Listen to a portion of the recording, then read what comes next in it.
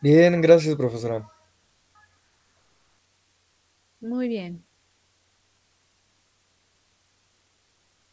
Bueno, pues yo soy la profesora Laura Jiménez Norberto y voy a estar a cargo de la materia Introducción a la Lingüística durante este trimestre 21.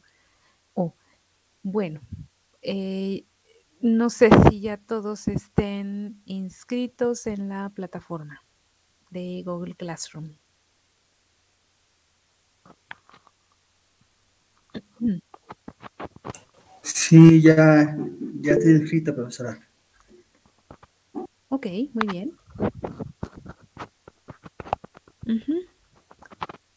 Porque en la plataforma nada más hay 10 personas inscritas, entonces ahorita ya son 13, bueno, 12 conmigo 13. Eh, bueno, si alguien tiene alguna dificultad en unirse, pues me puede comentar ahora para que le pueda ayudar.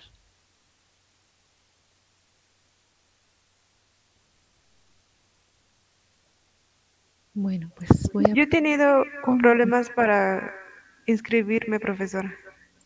Ajá, pero Cuando sí.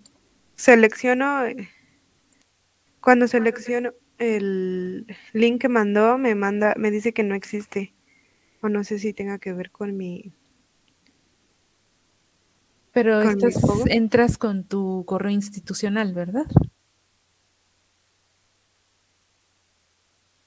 Con el que tiene dominio @ist.uam.mx,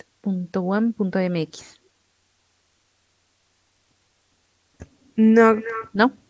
Ah, entonces es esa la razón. gracias. Ujú. Entonces tienen que entrar a su cuenta como si fuera su correo electrónico normal, al de Gmail, y entrar a Google y entrar a esa cuenta porque es una cuenta de correo electrónico y ahí buscar Classroom y darle al icono de clases, me parece. Ajá, donde está clases y pues buscar, ¿no? Unirse a una clase. Entonces es ahí donde se debe poner el código. Si lo hacen con su cuenta de Gmail normal, no los va a dejar entrar. Ujú. Incluso yo no puedo enviarles invitación a un correo personal. La plataforma no me permite. Pero bueno, eso lo pueden ir haciendo en esta semana. Yo creo que en esta semana voy a poner allí les voy a enviar por correo el programa también y lo que veamos el día de hoy. Ujú. Bueno, también les quería comentar, bueno, vi que la lista, la mayoría, no son de la licenciatura en lingüística, ¿no? No sé si, bueno, vi que creo que un alumno, dos, no recuerdo, son de la licenciatura en lingüística y los demás son de otras carreras, ¿verdad? Sí, profesora, Sí, yo soy de Geografía Humana. Ujú. Ah, muy bien. Gabriela dice que es de letras, muy bien. Yo, profesora, soy de Ingeniería Bioquímica Industrial. Ah, también bioquímica, muy bien. Bueno, entonces, pues la mayoría son de otra licenciatura. Bien, entonces, pues hablemos, ya compartí con ustedes el programa en la plataforma y ahora vamos a ver hablar del programa, ¿no? Del programa de la materia.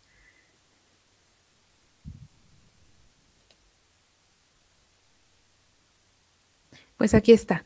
Es Introducción a la Lingüística, ya está también en la plataforma si lo quieren revisar. Esta materia de Introducción a la Lingüística es del trimestre 1 de la carrera y pues como el nombre lo dice, pues es una materia introductoria. Entonces, pues vamos a ver los temas que analizamos en lingüística de manera pues muy general, temas básicos, conceptos básicos que vamos a analizar de los distintos análisis, de los distintos niveles de análisis de la lingüística. Bueno, pues dice así, objetivos y metodología. Dejen aumentar un poco el... Dice así, en este curso se pretende que los estudiantes identifiquen el campo de estudio de la lingüística y sus áreas de estudio, que son fonética, fonología, morfología, sintaxis, semántica y pragmática. Entonces, en este curso pues vamos a ver un poco de pragmática. A veces vemos análisis del discurso, pero bueno, en este curso veremos pragmática. El otro objetivo es que manejen de manera general los conceptos básicos y las herramientas de análisis lingüístico. Durante el curso será necesario que los alumnos lean diversos trabajos y hagan ejercicios escritos sobre los temas analizados. Entonces, aquí en cada tema que vamos a ver, pues vamos a hacer algún ejercicio. Algunos me los van a entregar, otros los vamos a revisar juntos. Yo les voy a ir diciendo cuáles son los que me tienen que entregar. Bueno, con respecto a la evaluación.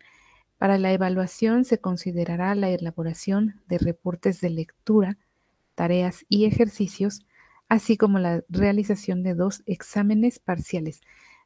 Aquí en el porcentaje le voy a corregir porque dice así, tareas entregadas 30% y 2 exámenes parciales 70% cada uno, que no es así, sino más bien sería 35% cada uno, ¿no? Entre los dos, pues es el 70%. Entonces, bueno, aquí voy a hacer una corrección. Y sobre los reportes de lectura, pues ustedes van a leer algún texto, ya sea que yo les pregunte, haga alguna pregunta y ustedes desarrollen esa pregunta y eso sea el reporte de lectura o que les pida sí, que lean algún texto completo y de ahí hagan su reporte. No es algo muy largo, una cuartilla o cuartilla y media que puedan entregar, ¿no? Pero principalmente pues van a hacer tareas, y ejercicios lo que van a entregar a lo largo del trimestre. Bueno, con respecto a los temas, el primero es la lingüística, es una introducción. Vamos a ver la definición, el objeto de estudio de la lingüística. Número 2, teorías lingüísticas contemporáneas. Y número 3, nociones fundamentales. Y aquí vamos a ver aspectos como prescripción, descripción y explicación lingüística, cuál es la diferencia entre esos conceptos. Lengua y habla, también hablaremos un poco de lenguaje. Y con relación a estos, los términos competencia y actuación. Veremos la distinción de lingüística sincrónica y diacrónica, que es algo muy breve, y también de estructura, sistema y gramática, que son términos que, bueno, pues suelen utilizarse mucho en la carrera de lingüística. Bueno, en el segundo tema, fonética y fonología, aunque, bueno, hay distintos estudios fonéticos que se hacen, pero nos vamos a centrar en la fonética articulatoria. Vamos a ver los sonidos, los fonemas y los alófonos. Entonces, bueno, ahí veremos el alfabeto fonético internacional para ver cuáles son todos los sonidos de todas las lenguas, por qué se les considera fonemas y también qué son los alófonos. En el número 3, los rasgos distintivos. Eso tiene que ver con cómo son los sonidos que se producen en las lenguas, ¿no? Si son sonidos oclusivos, si son fricativos, si son palatales o si son nasales, etcétera. A eso se refiere con los rasgos, si son sordos, si son sonoros. Bien. Y la número 4 son los rasgos suprasegmentales. Entonces, en esto entra la acentuación, por ejemplo, los tonos, la entonación también, ¿no? En algunas lenguas estos rasgos suprasegmentales hacen un cambio de significado en las palabras, no en todas. En el caso del español, por ejemplo, el acento es lo que hace un cambio en el significado de las palabras, pero hay otras lenguas como el zapoteco, por ejemplo, en el que los tonos son los que cambian el significado de las palabras. Puede ser un tono alto, un tono medio, un tono bajo. Entonces, no nos vamos a centrar mucho en eso, pero bueno, los vamos a considerar. Bueno, El siguiente tema, el tercero, va a ser morfología.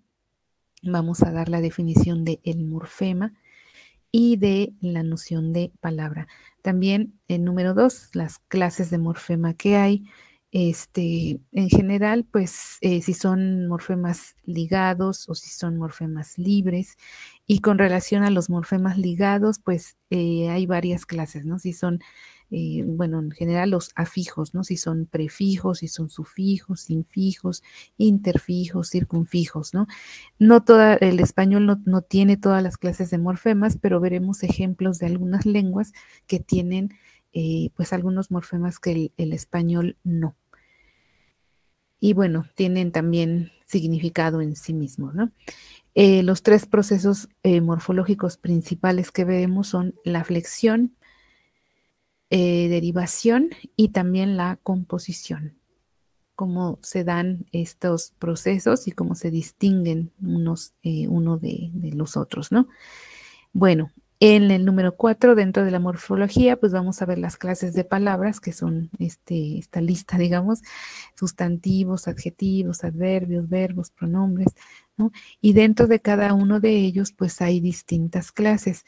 Igual las vamos a ver de manera, pues breve, porque pues el tiempo no nos permitiría, ¿no? Pero dentro de los sustantivos, pues qué clase de sustantivos hay, qué clase de adjetivos hay, etcétera.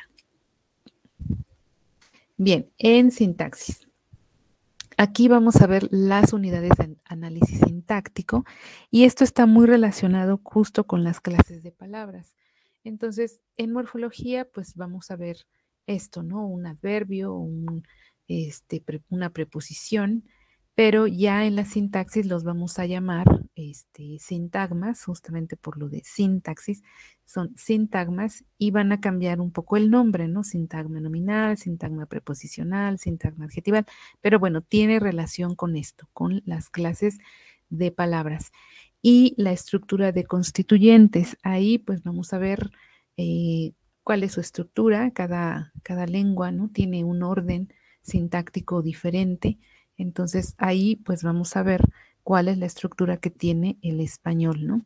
Y pues también vamos a hacer un análisis de sujeto predicado y qué función cumplen las palabras ya dentro de una oración, ¿no? En concreto. Puede ser de sujeto, puede ser de complemento directo, puede ser de complemento indirecto, de complemento circunstancial, etcétera, ¿no? Entonces, eso es lo que analizaremos en sintaxis. El quinto tema es el estudio de la semántica, ¿no? De los significados. Entonces vamos a ver qué podemos definir, digamos, de significado dentro del campo de la lingüística, una definición de y de allí pues veremos las relaciones de significado o semánticas que hay, como sinonimia, antonimia, hiponimia, homonimia, polisemia, ¿no? Es un tema muy, muy sencillo también.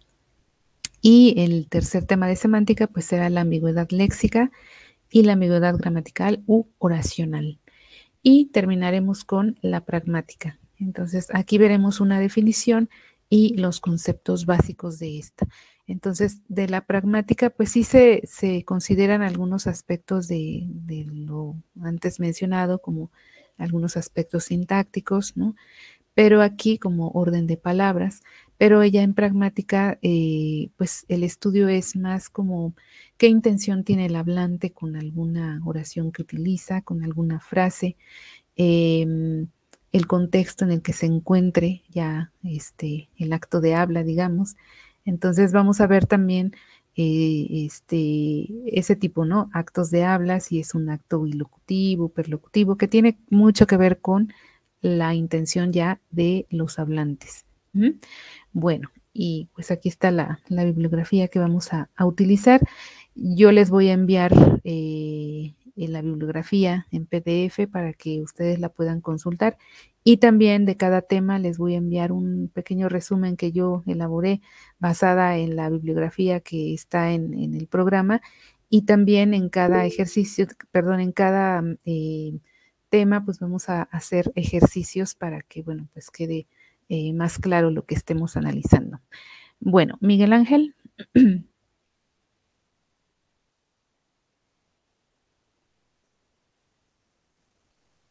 ¿Tienes una pregunta?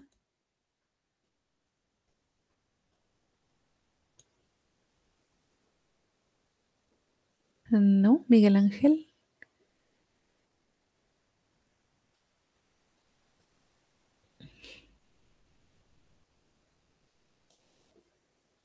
Bueno, no sé si los demás tengan alguna pregunta. Ah, dice que sí, pero no funciona el micrófono. Ah, ok, bien.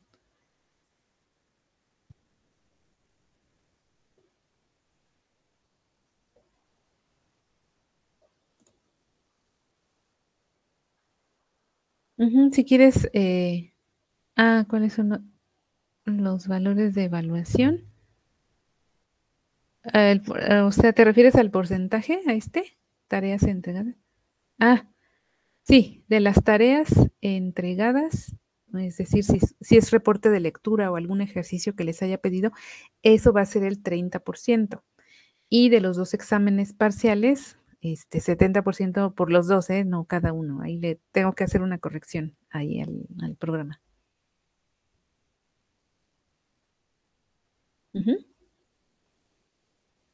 Muy bien. Bueno, ¿alguna otra pregunta que tengan?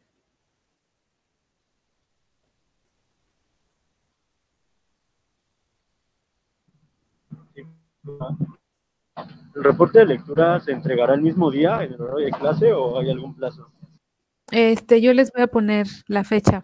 En el Classroom, pues ahí voy a poner las tareas que tienen que entregar. Les va a llegar justamente como eso, como tarea, y ahí va a venir la fecha y el horario en que lo tienen que entregar. De acuerdo, gracias. Muy bien. ¿Alguien más? ¿Tiene alguna pregunta?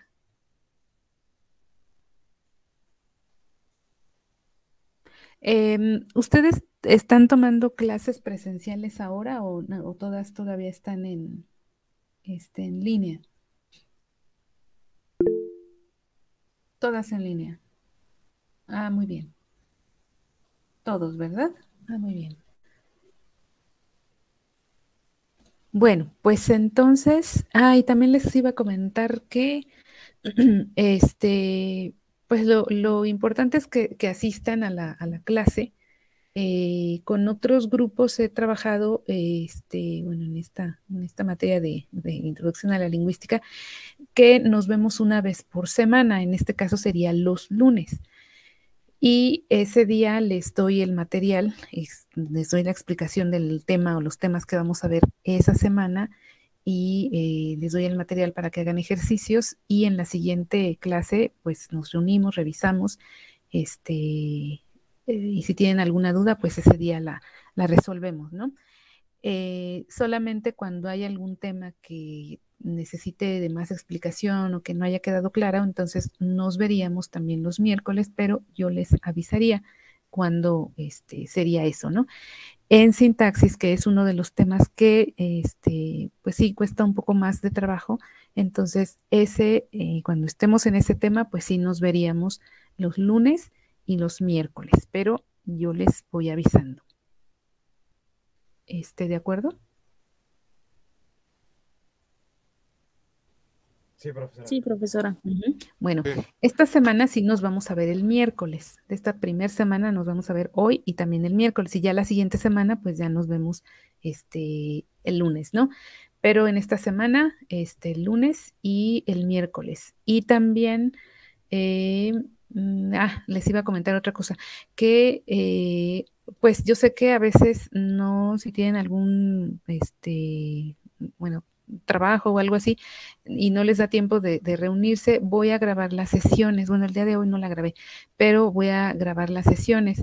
Y bueno, como ustedes saben, pues estas grabaciones solamente son para que ustedes que son parte del grupo las puedan ver, que no se pueden compartir con nadie ni subirlas a ninguna plataforma. Simplemente o solamente son para que estén aquí para ustedes, ¿no? Que son los miembros de este grupo. ¿De acuerdo? Y pueden tener acceso a ellas. Y también En otros cursos, por ejemplo, en el trimestre pasado estuve trabajando aquí en Meet, pero en este trimestre la universidad abrió también salas en Zoom. ¿Tienen ustedes algún problema con tener, bueno, con Zoom, que pueden tener acceso a Zoom? ¿No les genera consumo de datos o algo así? Ninguno. Yo no tengo problema. Ah, muy bien. Ok. Muy bien. Entonces, ya la siguiente sesión, en la del miércoles, la haríamos a través de Zoom. Yo les voy a enviar el ID y también la contraseña para que puedan tener acceso.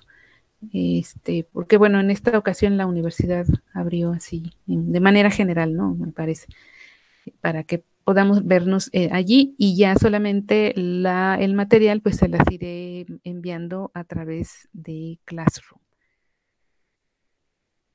Bueno, entonces, ¿alguna pregunta más que tengan?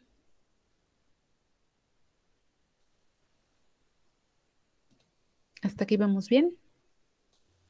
Sí, profesora. Sí, muy bien. Bueno, pues entonces ahora voy a compartir con ustedes la primera parte del programa. Este es un resumen que yo escribí.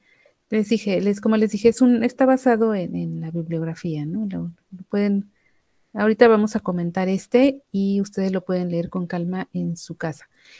Y que es una lectura, que es la lingüística ciencia cognitiva. Esta es el capítulo 1 de Walde, que es, está aquí en el programa. Introducción a la lingüística hispánica, es el capítulo 1. Entonces, léanlo y lo vamos a comentar el miércoles que nos veamos, ¿no? Este capítulo pues habla ya de algunos de los temas, más bien los dos temas que vamos a ver sobre las teorías lingüísticas contemporáneas, y también de las nociones fundamentales que están aquí en el programa, ¿no?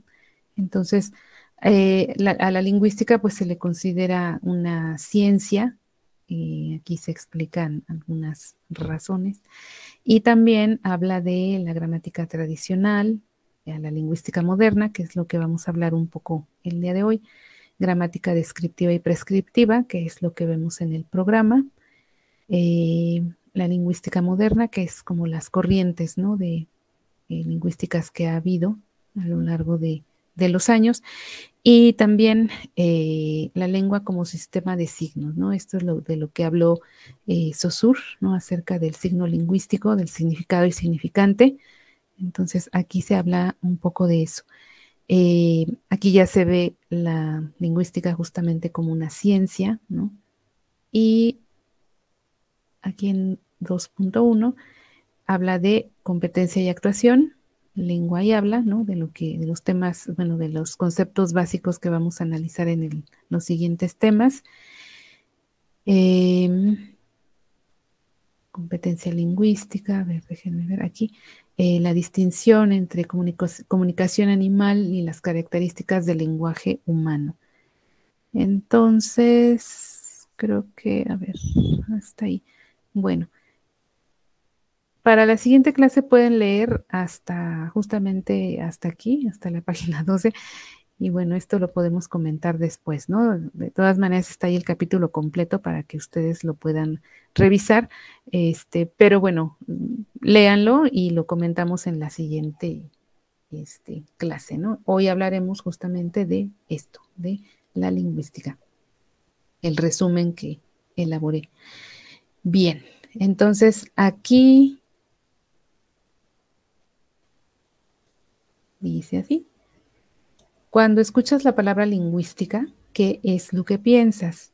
Entonces, a ustedes, si ustedes nos detenemos un momento, que ustedes que no son de la carrera de lingüística, ¿qué es lo que piensan o por qué decidieron tomar esta materia?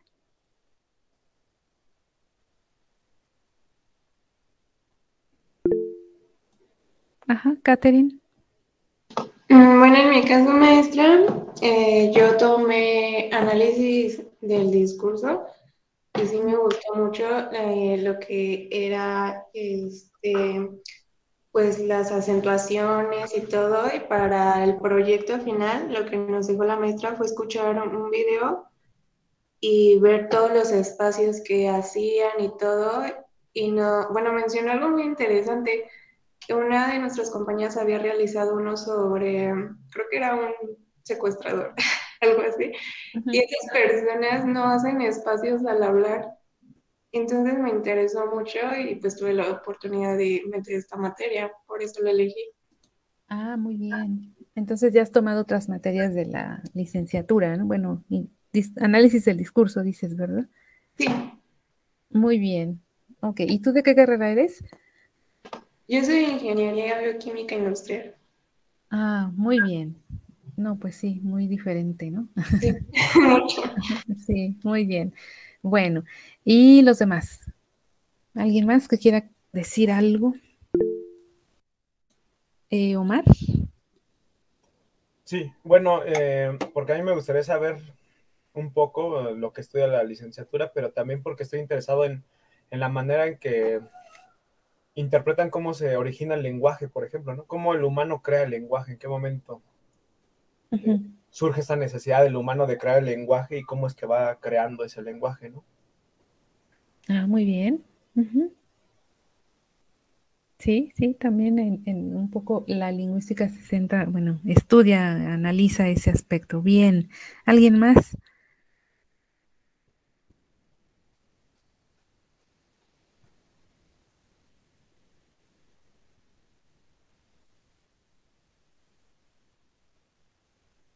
¿Nadie? ¿Nadie más? Bueno, entonces, miren, es lo que les comento aquí en el resumen, que algunas personas han dicho que es el estudio de los idiomas y suponen que un lingüista pues debe dominar muchos idiomas. Otros lo relacionan con el conocimiento de alguna lengua en particular o consideran que la lingüística está ligada a las reglas gramaticales y también a la escritura.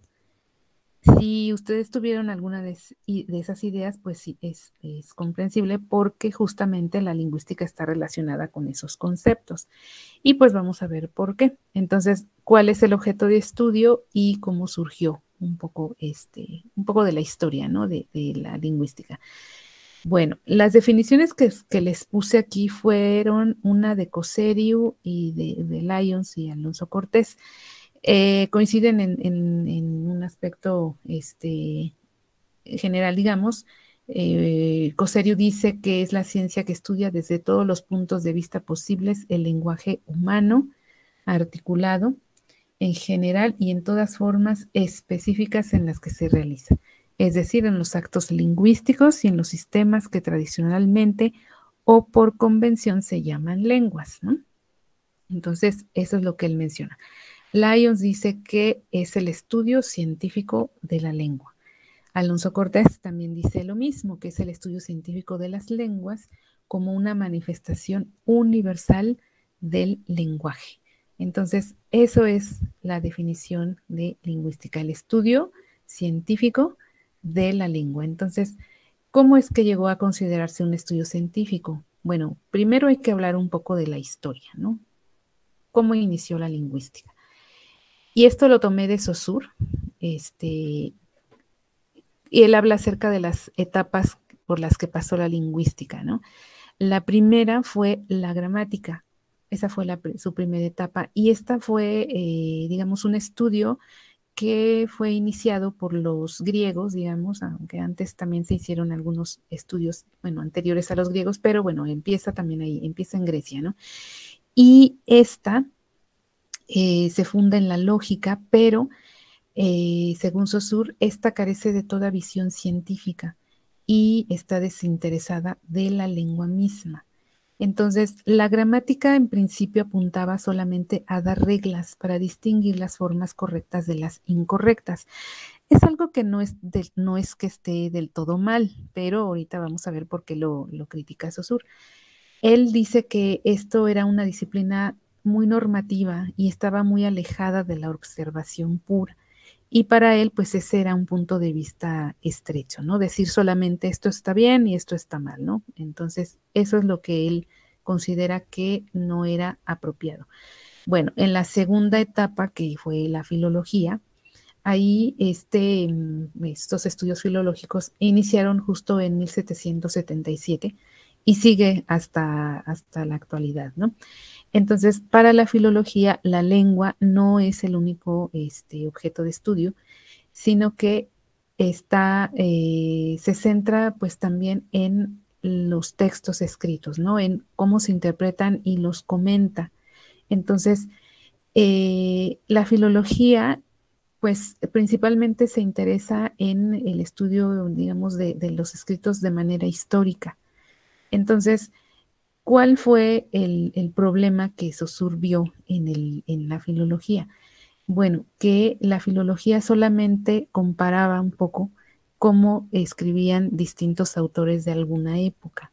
Si cómo escribía tal autor con referencia a otro, cómo usaba a lo mejor tales tiempos este autor con respecto al otro, ¿no? Entonces, ese era el problema que tenía la filología. Entonces, los estudios filológicos, pues sí, han servido o han sido de gran ayuda a los estudios lingüísticos históricos, pero falla en algo importante, es que se apega demasiado a la lengua escrita y olvida la lengua viva. Además, que se centra principalmente en los escritos antiguos, ya sea griegos o latinos, ¿no? Entonces, no ve la lengua oral, digamos, sino solamente la lengua escrita. Bueno, una tercera etapa que fue ahora la filología comparada o gramática comparada, perdón. En este periodo fue cuando los investigadores, digamos, descubrieron que se podían comparar las lenguas entre sí. Entonces, aquí fue un estudio que hizo Franz Bopp en una obra que se tituló Sistema de la conjugación del sánscrito, y aquí él ve las relaciones que unen al sánscrito con otras lenguas como el germánico, el griego, el latín y otras, ¿no? Otras lenguas que ya se conocían. Entonces, él fue uno de los primeros en que advirtió, ¿no? Cuáles eran algunas cosas en común, aspectos en común que tenían unas lenguas con otras. Y pues de allí se observó que las lenguas estaban pues emparentadas, por decirlo así, ¿no? En ese periodo lo que se intentaba hacer era encontrar como una lengua madre, ¿no? De dónde habían surgido todas y que de ahí todas se habían ido cambiando y se habían ido como dependiendo de las características que tuvieran a distintas familias, ¿no? Entonces, ahí es cuando empieza ya como a formarse una disciplina diferente, ¿no? Cuando ven que se puede hacer esto con las lenguas, ¿no? Y es algo que no se había hecho antes, ¿no? Antes pues nada más se habían hecho estudios justamente gramaticales, ¿no? De cómo se hablaba, cómo se decía correctamente tal oración, etcétera, ¿no? Bien, entonces esto fue algo pues muy importante dentro de la lingüística porque pues sí abrieron un campo diferente que no se había estudiado hasta ese momento. Sin embargo, el error que tuvieron estos investigadores, como lo menciona Saussure, es que sus investigaciones se limitaban a las lenguas indoeuropeas y dejaban de lado algunas lenguas. Y aparte, porque no se preguntaron para qué servían todas esas comparaciones que hacían o qué significaba todo eso que iban descubriendo, aunque sí se daban cuenta que había esos cambios, pero hasta ahí llegaban sus estudios, ¿no? Entonces, fue hasta después, hasta 1870, como lo menciona Saussure, cuando se dieron cuenta de que las correspondencias que unen a las lenguas no son más que un aspecto del fenómeno lingüístico y que la comparación no es más que un medio, un método para reconstruir los hechos, ¿no? O sea, era solamente el método que iban a utilizar para poder reconstruir cómo estaban las lenguas, bueno, emparentadas por un lado y también cómo habían cambiado con el paso del tiempo, ¿no? Bueno, posteriormente surgió otra escuela que se les llamó los neogramáticos. Ellos eran alemanes y ellos pues tomaron pues los estudios que habían hecho los anteriores, los comparatistas, para pues continuar con sus estudios, y ellos pues lograron ya situar en perspectiva histórica todos los resultados que habían tenido ellos. En un principio fueron muy criticados porque decían que ellos ya solamente tomaron pues los datos que ya tenían los otros y los pusieron pues sobre los estudios que ellos habían hecho, ¿no? Pero bueno, en el caso de los neogramáticos, digamos que lo que fue su mérito fue justamente que vieron que se podía hacer pues un estudio de los cambios, sobre todo en fonética, cómo había algunas variaciones de una lengua a otra, y pudieron explicar cómo esos sonidos habían evolucionado. En el caso de los comparatistas, no, solamente un ejemplo, ¿no? Que a lo mejor en una palabra había una L y en la otra una R, ¿no? Entonces solamente decían, bueno, aquí hubo un cambio y ya. Pero los neogramáticos explicaron cómo es que surgió ese cambio de L a R, o un ejemplo así, ¿no? Entonces, ese fue el mérito que tuvieron los neogramáticos, ¿no? Entonces, gracias a los estudios que ellos hicieron, la lengua no se siguió viendo como un organismo que se desarrolla por sí mismo, sino, como según Saussure lo menciona, como un producto del espíritu colectivo de los grupos lingüísticos. Al mismo tiempo, se comprendió cuán erróneas e insuficientes eran las ideas de la filología y de la gramática comparada. Entonces, ellos ya dieron una perspectiva diferente. Entonces, los neogramáticos, bueno, todos sus estudios, pues fueron muy importantes porque había algunos problemas importantes de la lingüística que no se habían resuelto, y ellos contribuyeron a eso. Vinieron otros estudiosos después, y ellos pues ya retomaron también esos estudios y los fueron aplicando a otros aspectos, no solamente de fonología, sino también de sintaxis o morfología, y de ahí ya fueron desarrollando pues otros estudios no tan reducidos, ¿no? Solamente al aspecto fonético o al comparativo, sino a aspectos ya más bien sintácticos o morfológicos. Bueno, entonces ahora Saussure lo que señala es cuál es el objeto de estudio de la lingüística. Él, como menciona, él se le considera justamente el padre de la lingüística, porque él señala que la materia de estudio de la lingüística está constituida por todas las manifestaciones del lenguaje humano, ya sea de un pueblo salvaje o de naciones civilizadas o de épocas antiguas o clásicas o en decadencia, ¿no? Y considerado para cada periodo no solo el lenguaje correcto y el bien hablar, sino todas las formas de expresión lingüística. Entonces, aquí, cuando él aquí al principio hizo o hace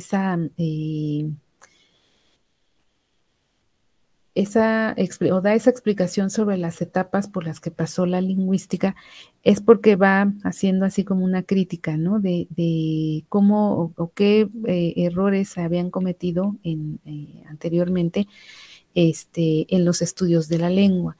Entonces, por eso él señala que cuando dice que no solamente hay que analizar el lenguaje correcto o el bien hablar, está haciendo una crítica justamente a la gramática que se le conoce como gramática tradicional. Y también cuando él menciona que se tienen que hacer estudios de épocas, no solo de épocas antiguas, clásicas o en decadencia, quiere decir que no solamente se tiene que centrar en la parte histórica de la lengua, porque llegó un momento en que solamente se hacía lingüística o estudios históricos, cómo había evolucionado todo hasta cierto periodo, y ya no se tomaba en cuenta la lengua de la actualidad. Entonces, por eso él señala que se tienen que hacer estudios de todas las épocas. Bueno, y además dice aquí que también se deben de tener en cuenta, está bien tomar los textos escritos, por supuesto, porque ese es el único medio que va a permitir conocer cómo fue el idioma en épocas pasadas, ¿no? Cómo ha cambiado. Si nosotros queremos saber cómo se hablaba el español en el siglo XV, pues tenemos que recurrir a la escritura para saber cómo se hablaba, ¿no? Porque, bueno, si hay algún cambio lingüístico que se da en el habla oral, pues luego se refleja en el habla escrita. Entonces, por eso es importante. Y también porque el habla oral, pues, está en el momento, pero ya no, o sea, a menos que hagamos grabaciones de ella, pues podemos ver cómo ha cambiado, ¿no? Entonces, por eso es importante recurrir a los textos escritos, pero no se debe de dejar de lado el habla oral, ¿no? Como él dice, la lengua viva. Entonces, esas son como las críticas que hizo Saussure hacia esas épocas anteriores por las que atravesó la lingüística. Entonces, el objeto de estudio de la lingüística es sin duda la lengua, ¿no? Como Saussure ya lo mencionó. Entonces, él ve a la lengua como un fenómeno lingüístico que dice que presenta perpetuamente dos caras, ¿no? Que se van a corresponder.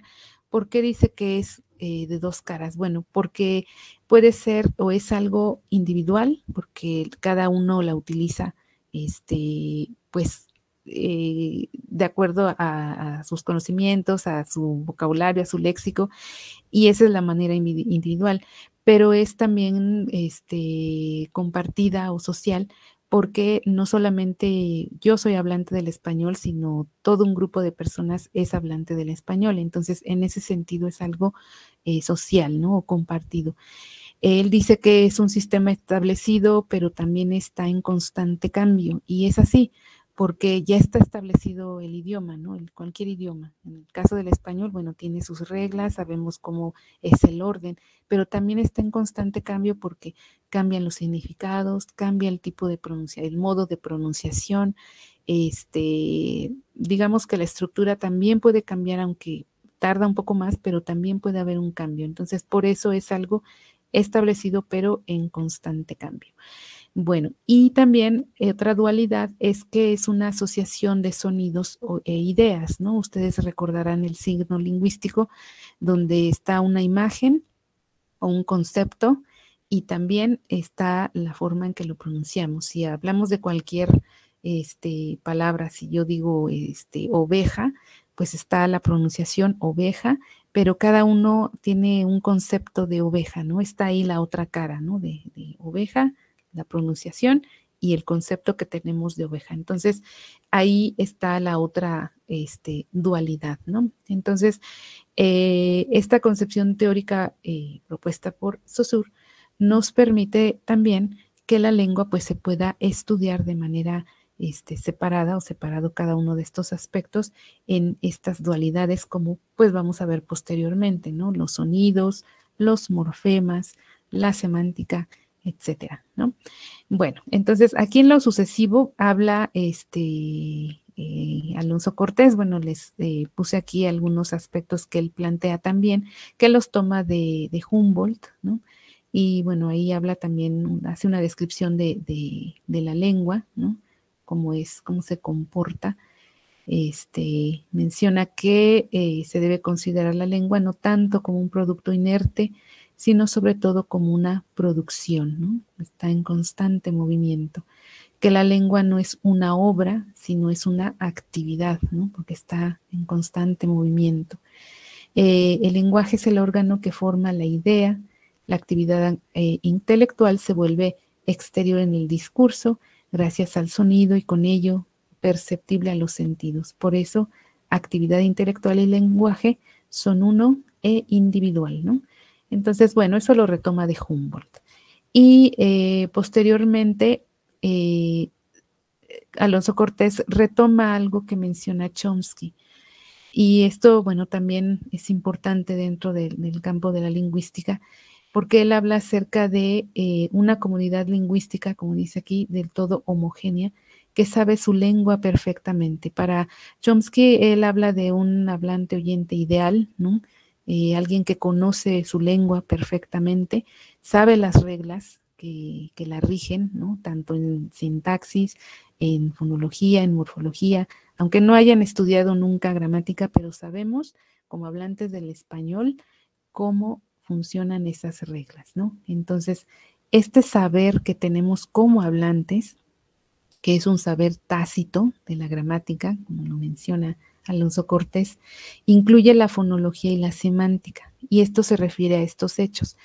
Y ahorita los comentamos y ustedes verán que como hablantes de español van a saber perfectamente bien. Entonces, ustedes saben o tienen juicios de la buena formación de oraciones. Entonces, un hablante del español sabe que Juan lee novelas, es una oración del español bien formada, pero que Juan novelas lee es una oración anómala. Lo pusimos así como anómala, pero no sé, ¿ustedes cómo la escuchan? Juan novelas lee. Se escucha un poco raro el orden, ¿no? Quizás alguien la pudiera producir, la entendemos, pero no es el orden canónico, por decirlo así, ¿no? Ustedes conocen juicios o saben juicios sobre la ambigüedad de oraciones como Juan vio a tu padre corriendo. Entienden como hablantes del español que esta oración es ambigua. Podemos pensar que Juan es el que estaba corriendo cuando vio a tu padre, o Juan vio a tu padre que estaba corriendo, el que estaba corriendo era el padre, ¿no? Entonces, ahí hay una ambigüedad en esa oración. También un hablante del español o de cualquier otra lengua, bueno, del español, sabe que la oración Juan se afeita, Juan y se son correferenciales, es decir, que se refiere a Juan, ¿no? Se no se va a referir a otra persona. Entonces, eso lo sabemos como hablantes del español. Y también que un hablante del español sabe que la secuencia nuevo es imposible, pero no lo es nuevo. Esto lo van a entender mejor ahora que veamos fonética y fonología. Esta N, que se le llama velar, sí la producimos los hablantes del español en palabras como mango. Si ustedes pronuncian mango, así ahí pronuncienla en su casa, mango, van a sentir como la N se va hacia atrás, como que sigue a la G, mango. No es igual su pronunciación como cuando pronuncian justamente nuevo, ¿no? Que está delante. Nuevo, mango. Ajá, entonces si la sienten. Bueno, esa N velar, la de mango, si quieren ponerla al principio de oración, nuevo, no van a poder. Ajá, entonces esa secuencia en español no se puede, es imposible. Y algunas otras, ¿no? Que si ustedes han estudiado algunas otras lenguas, sabrán, ¿no? Que hay algunas órdenes también en sonidos que no se producen en español. Por ejemplo, en inglés, si decimos student, ese inicio de sílaba ST, student, eso no es posible en español. Sí podemos unir otras como, por ejemplo, P y R, como en prueba, ¿no? O PL, como en pleno, ¿no? Pero ST, no iniciamos una sílaba con ST. El inglés sí lo tiene, ¿no? Pero la de nosotros no, nuestra lengua no. Entonces, ahí también, pues sabemos esa regla que es una regla fonológica. Y como hablantes del español, aunque no hayamos tomado un curso de gramática nunca, sabemos cuáles son esas reglas, ¿no? Entonces, el objeto de estudio de la lingüística, pues, es la lengua justamente, y esto implica también determinar el saber de un hablante sobre su lengua. Cosserius señala que la lingüística como ciencia no debe confundirse con el estudio de los idiomas, porque un lingüista sí conoce, pues puede conocer varias lenguas, ¿no? En algunos casos, pues para hablarlo, pero en otros casos no tanto para aprenderlos a hablar, sino para estudiarlos científicamente como fenómenos, no como un instrumento, ¿no? Eso implica que un lingüista, pues podría escribir alguna gramática de manera científica del Mije o de cualquier otra lengua, por ejemplo, sin dominar ese idioma. Pero un hablante de Mije no podría escribir una gramática de su propio idioma sin ser lingüista, aunque conozca perfectamente bien o la hable perfectamente bien, ¿no? Entonces, esa es la distinción, la diferencia que habría, ¿no? Asimismo, pues la lingüística no debe confundirse con la filología, ya que esta última, la filología, pues se centra en los textos escritos, como ya habíamos dicho. Si bien la lingüística pues sí recurre a los textos escritos, ¿no? Para hacer estudios de, ya sean diacrónicos o sincrónicos, pues solamente lo va a hacer para hacer alguna reconstrucción de algún cambio de lo que ha ocurrido en las lenguas, ¿no? Y bueno, pues algunos investigadores dicen que puede considerarse que un filólogo es un poco lingüista y viceversa, ¿no? Que un lingüista es un poco filólogo, ¿no? Justamente porque se recurre a los textos escritos y porque son importantes también que considerarnos, ¿no? Entonces, bueno, pues este es un resumen pues general, digamos, de la definición y el objeto de estudio de la lingüística. ¿Tienen alguna pregunta hasta aquí o algún comentario que quieran hacer?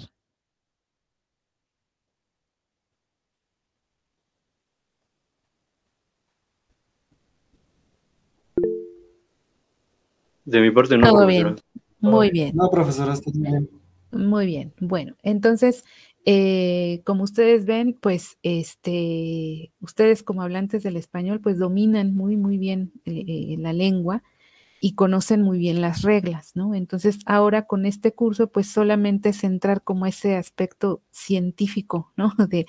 De darle nombres a las palabras, bueno, a las palabras, por ejemplo, ¿no? De sustantivo, adjetivo, qué clase es, si es contable, no contable, si es sujeto, predicado, como a esa parte, ¿no? Y un poco también cómo se produce el lenguaje, algunas teorías que han explicado eso, por ejemplo, Noam Chomsky es uno de los que intentó explicar, ¿no? Cómo se produce el lenguaje y por eso se ve a la lingüística también desde un aspecto cognitivo, ¿no? Porque está en el cerebro, cómo es que aprendemos esas reglas y luego las manejamos también, ¿no? Y cometemos un error y luego corregimos porque sabemos que eso no se dice así, ¿no? Entonces, en el texto de Walde se habla un poco sobre eso de manera, pues sí, también breve, ¿no? Pero bueno, ese les va a interesar. Y pues la comparación que él hace en ese texto sobre el lenguaje animal, ¿no? Que muchos consideran que, bueno, a lo mejor a un animal se le puede enseñar también la lengua. Y de hecho hay algunos que han logrado, ¿no? Algunos primates han logrado hacer alguna lengua de señas, ¿no? Pero pues en el texto de Walde pues se ve cuáles son las características que tiene el lenguaje humano y cuáles son las que tiene el lenguaje de los animales, ¿no? Que hay ciertas cosas en las que pudiera coincidir, pero hay otras en las que no. Entonces nosotros tenemos ya una capacidad innata, ¿no? Como lo mencionaba Chomsky, de poder adquirir una lengua, cualquiera en la que hayamos tenido contacto desde niños, y ya siendo adultos, pues ya podemos aprender todas las lenguas que querramos, ¿no? Bueno, entonces ahora pues vamos a hacer un pequeño ejercicio, este es el ejercicio número 1 del curso, y es una reflexión sobre esto. En la primera dice, hemos visto que en una de las etapas por las que pasó la lingüística fue la gramática, la cual Saussure consideraba normativa. No obstante, actualmente todas las lenguas tienen por lo menos una, ¿no? Una gramática o a lo mejor más. Menciona, ¿por qué crees que se sigue haciendo uso de las gramáticas? Bueno, si tanto lo criticó Saussure, ¿por qué las seguimos usando, no? Bueno, y la número 2, como hablante del español, ¿qué piensas de las siguientes oraciones? ¿Son correctas o incorrectas? ¿Y por qué? Entonces están ahí dos incisos, A y B, no me dijiste que ibas a venir, no me dijiste que ibas a venir, había muchas personas en el banco y habían muchas personas en el banco. Entonces, tomemos 5 minutos para que puedan reflexionar sobre esto y los comentamos.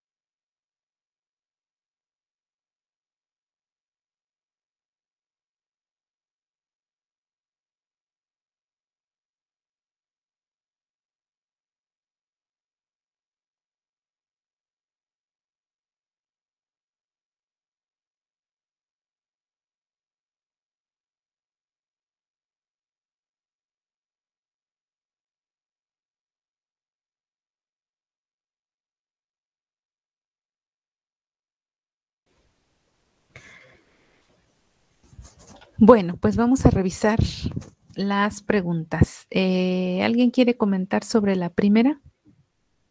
¿Por qué creen que se utilicen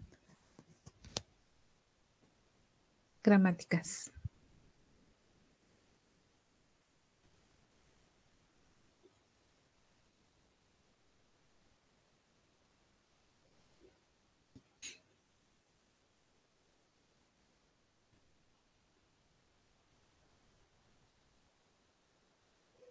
¿No?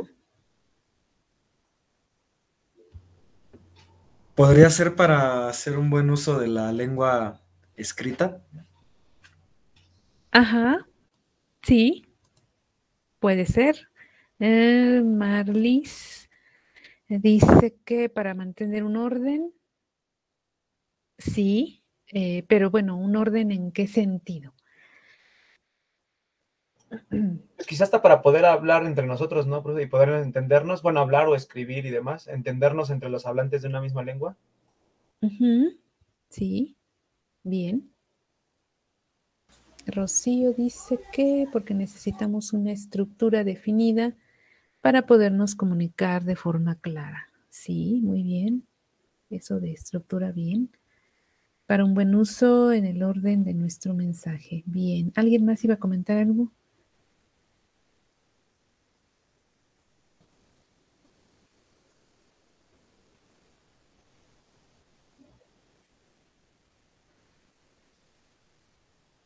Sí. Bueno, pues como habíamos mencionado, ¿no? Sí es verdad que la gramática pudiera ser, como señalaba Saussure, normativa en cierto sentido. Sin embargo, es necesario que tengamos una porque justamente como lo mencionaba Rocío, eh, Enrique, bueno, también menciona una estructura preestablecida, ajá, que mejora la comprensión entre nosotros, bien. Se encarga justamente de regular esa estructura de las lenguas, ¿no? Cuando aprendemos una segunda lengua, por ejemplo, necesitamos saber cuáles son las reglas gramaticales, ¿no? Es decir, qué clase de oraciones estarían bien formadas y cuáles no estarían bien formadas. También en las gramáticas se muestra cuál es el uso estándar de alguna forma sintáctica o morfológica, ¿no? Y se indica en algunos casos qué formas existen en alguna lengua, pero que son menos usadas o en qué contextos pueden aparecer principalmente. Entonces, eso es algo importante, porque no solamente es esto está bien o esto está mal, sino que también tenemos que saber cuál es la estructura y cuáles son las reglas que se tienen que seguir para cierta expresión lingüística, ¿no? Entonces, por ejemplo, en la gramática más reciente de la RAE, ya la han ampliado mucho y vienen, por ejemplo, algunos, si se trata de alguna estructura, menciona la misma, ¿no? Ah, bueno, esta se utiliza mucho en tal país, ¿no? De América Latina, a lo mejor en México o en Argentina, o esta expresión es más común en tal lugar, o esta expresión es menos común o es más coloquial, no sé. Entonces, eso también ayuda. En una segunda lengua, por ejemplo, también luego aparecen esas expresiones, ¿no? Ah, bueno, esta es muy formal y esta es más informal. Entonces, uno ya tiene la idea de cuándo va a emplear cierta estructura en cierto contexto y cuándo puede utilizar la otra, ¿no? Sabemos que con amigos, por ejemplo, con conocidos, bueno, a lo mejor una estructura informal o una expresión informal, pues es adecuada, pero si vamos a hablar ante una clase, por ejemplo, o vamos a dar una conferencia, bueno, pues ahí tenemos que utilizar la más formal. Entonces, es por eso que se necesitan tener una gramática que justamente nos vaya indicando cuáles son los usos, como ustedes lo mencionaron, que tienen las estructuras, ¿no? Bueno, Miguel también dice que para una claridad y coherencia en la forma en que nos comunicamos. Sí, exactamente. Entonces también para eso se utilizan las gramáticas, ¿no? Que podemos tener, recurrir a ellas y decir, ah, bueno, esta frase se utiliza bien o cuál es más adecuada, ¿no? Entonces Por eso es importante. Entonces, bueno, en lo que sigue del curso, pues vamos a ir viendo qué diferencias hay entre las gramáticas que se conocían como tradicionales y las que son más recientes, ¿no? Es decir, cómo ha cambiado el punto de vista en cuanto a, digamos, cómo regular las lenguas o cómo hablar de ellas, ¿no? Que ya no sea tanto un aspecto normativo, ¿no?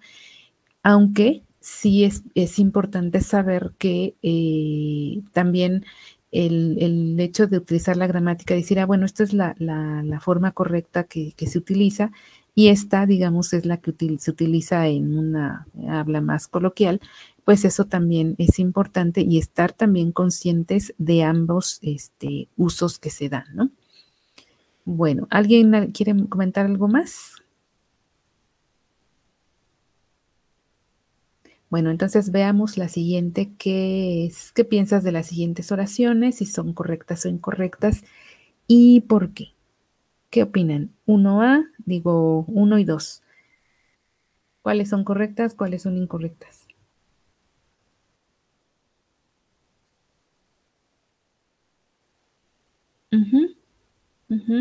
¿Y en la 2? La A, ¿no? También sería. La A. Ajá, así es. Entonces, aquí, ¿alguien iba a decir algo?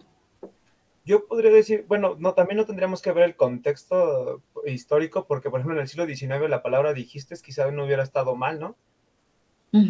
Porque también, o si vemos textos del siglo XVI y XVII, era la manera en que se expresaba hasta la intelectualidad, ¿no? Entonces, habría que ver también eso, y no sé si podríamos hablar de que está bien o está mal, porque, por ejemplo, hoy a lo mejor en comunidades indígenas, campesinas, o gente que no ha tenido estudios, la sigue usando, y no quiere decir que sea incorrecto, ¿no? No sé si tendríamos, pues no sé, no sé si decir la validez o algo así como para decir si se habla bien o mal una lengua, ¿no? Así es, exactamente. Entonces, justo esa es la tarea que tiene la lingüística, porque seguramente la respuesta en general fue esta, ¿no? Que 1A y 2A son las correctas y 1B y 2B son las que no están correctas. Pero sí estamos conscientes de que las formas B existen, ¿no? Y que hay personas que las usan en el habla cotidiana.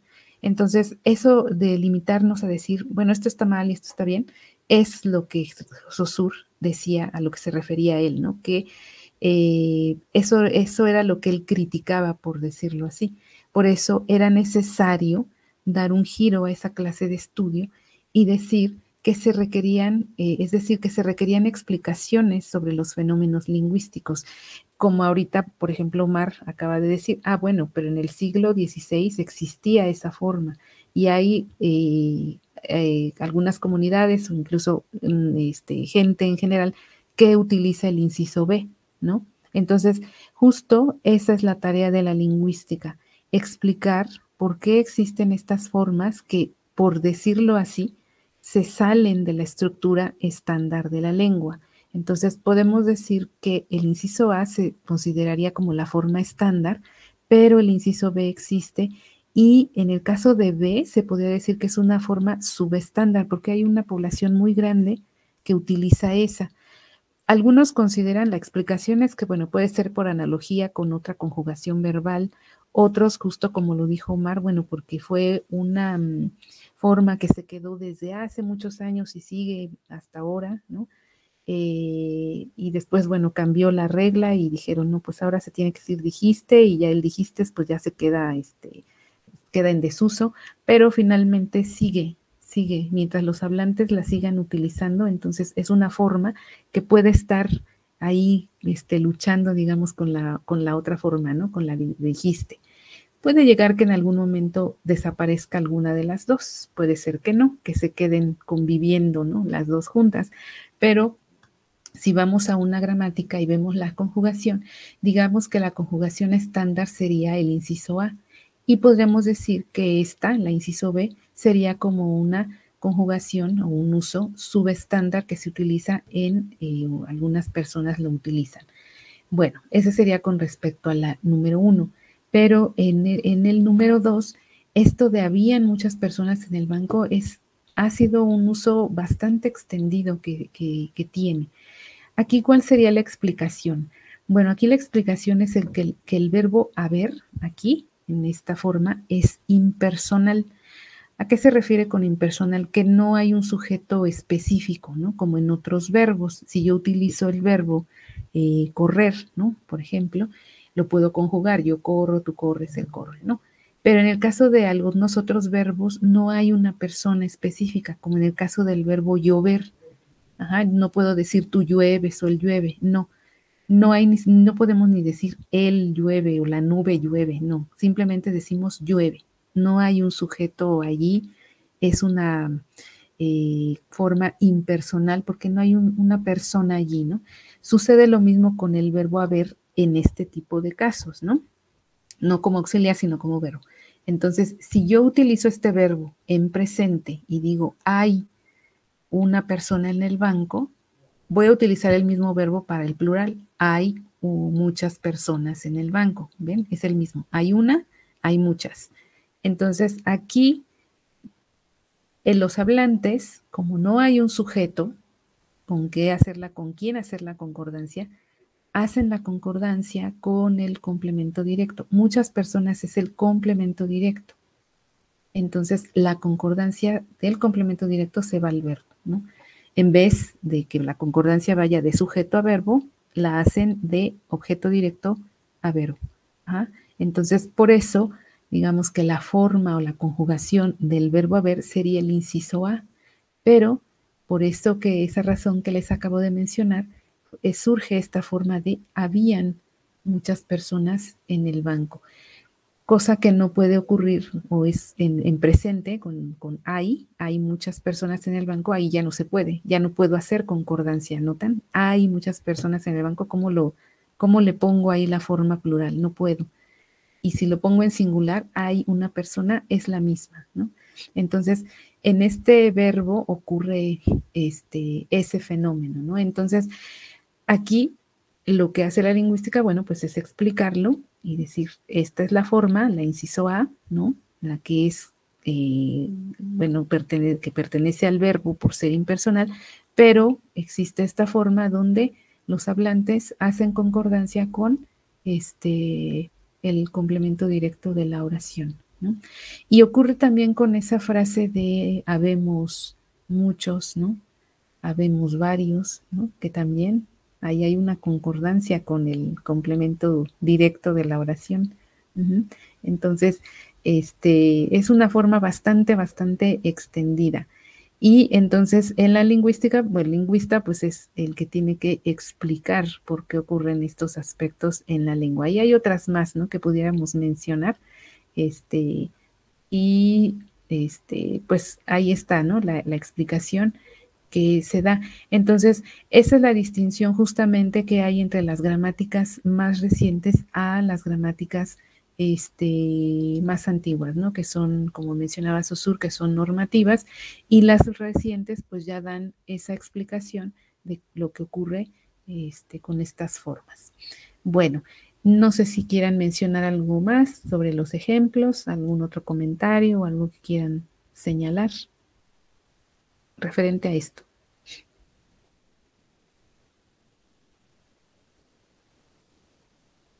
¿Sí quedó claro? Sí, profesora, todo claro. Muy bien, entonces, sí cuando se utiliza la lengua, no sé, ustedes que son muy jóvenes, a veces cuando escuchan que alguien utiliza de cierta forma la lengua y dice, es que eso no se dice así, eso es muy normal, obviamente, ¿no? Porque estamos, bueno, como hablantes del español, pues sabemos, ¿no? Cuáles son las reglas y decimos, no, pues esta es la forma que se debe de decir, esta forma, pues no, ¿no? Siempre nos sale, ¿no? Aunque siendo lingüistas, pues pensamos, ay, es que esta forma debería de ser así o no deberían de hablar de esa forma, ¿no? Pero bueno, como vimos en los textos que acabamos de leer, la lengua pues está en un constante cambio, ¿no? Y pues quizás alguna forma que ahorita para nosotros es la correcta, quizás en el pasado fue la forma incorrecta, ¿no? Por decirlo así. y ahorita pues ya es la forma estándar, ¿no? Entonces, como ustedes mencionaban en los comentarios, pues sí, las gramáticas sí nos ayudan también a utilizar expresiones adecuadas, ¿no? Para ciertos contextos, digamos, ¿no? Por ejemplo, cuando escriben un trabajo, pues tienen que utilizar determinado tipo de lengua, se puede decir, de lenguaje, y a diferencia de cuando están con amigos, que hay que utilizar algunos otros, ¿no? Entonces, pues ahí ya también tiene que ver con nuestro conocimiento de el mundo también, de cómo ir empleando pues todas esas expresiones, ¿no? Y eso es algo también muy interesante, cómo aprendemos también dentro de la adquisición de la lengua, cómo vamos aprendiendo esos aspectos también, ¿no? Que son parte de la pragmática, ¿no?